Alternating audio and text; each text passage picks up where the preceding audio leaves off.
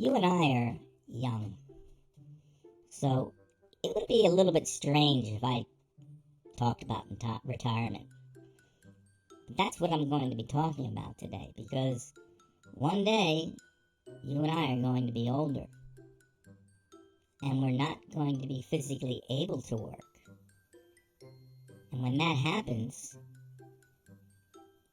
you want to have some money there for you so you can relax the rest of your life, especially when it's a young person's world.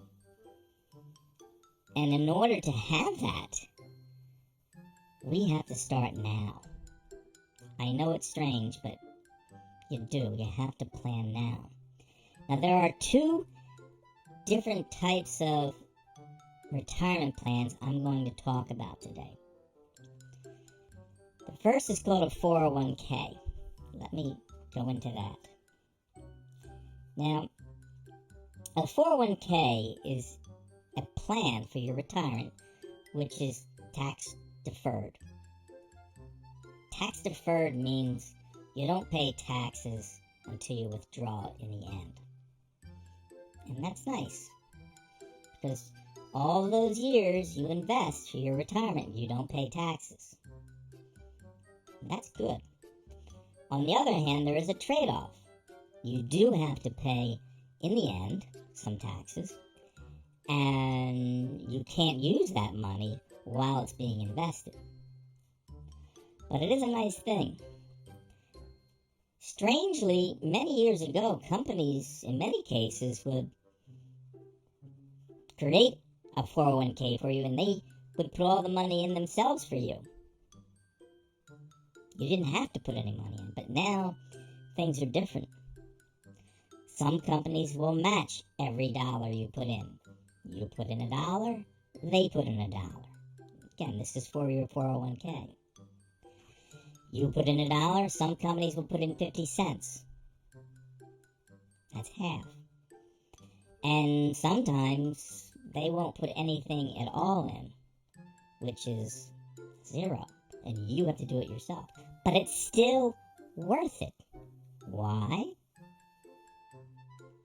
Well, it's tax deferred. You don't get taxed on it. But there are trade-offs, remember. You can't use that money while it's being invested. And companies usually decide where to put that money.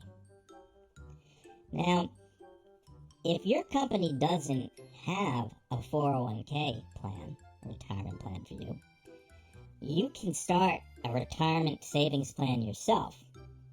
And that's called an IRA. And it has two basic types. But an IRA is a savings plan that is also usually tax deferred. So when you get an IRA, or we call a traditional IRA, it's kind of like the 401k. You put your money in, you have control, you invest it, and you don't pay income tax until you retire, just like the 401k. But there's also an IRA called a Roth IRA for people like you and me, young people, in which we do pay taxes now, but we don't pay taxes in the end when we take it out. And since we have years to build up our investments, it'll be really nice when we get older and not have to pay. So, an IRA is really for people who don't have the 401k. Now, you can have both in certain circumstances, but it's important that you know you have options with an IRA. If you're married, you can do it jointly. And every year you decide if you're going to have an IRA.